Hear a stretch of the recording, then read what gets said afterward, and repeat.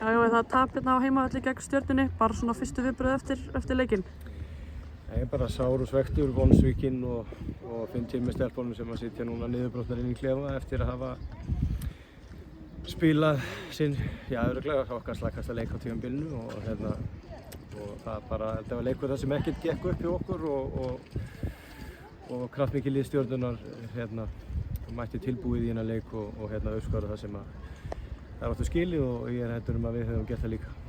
Þetta var svona nokkuð gæðalítið fram á við í dag. Kæla Rólis er komið með 1 mark á þessu tímabili. Gera ráð fyrir að það sé svona ákveðin vonbrigði að þetta sé leikmaður sem er meiri kröfur gerðar til en þetta.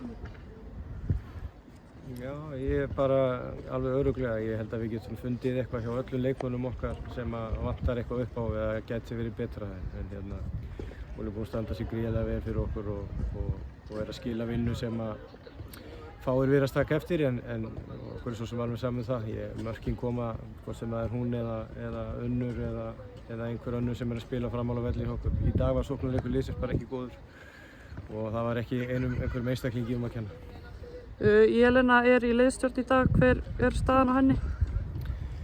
Við reiknum með að hún verði klár í næsta leik en hún gat ekki tekið þátt í dag. Hvernig er svona annars staðan á hópnum? Freyja Karin er líka í liðsstjórn, hvar er hún stödd í sinni endurhæfingu? Það er talsveit mikið lengra í hann. Það er Reykjavíkurslagur hjá ykkur í næsta leik. Valur, hvernig farið þið inn í þann leik? Bara brött? Já, ég meina við verðum að svara fyrir þetta. Við náðum ekki að svara því miður inn í þessu leik í dag og það var ekki nógu gott hjá okkur og við erum hundfúl með það og þetta á ekki að koma fyrir og alls ekki á okkar heimavelli en eina sem við getum gert hér eftir það er að svona nett skammast okkar aðeins í kvöld og vakna svo á morgun og undirbúa okkur fyrir það að mæta Tvíelda til leiks á móti Val á föstudaginn.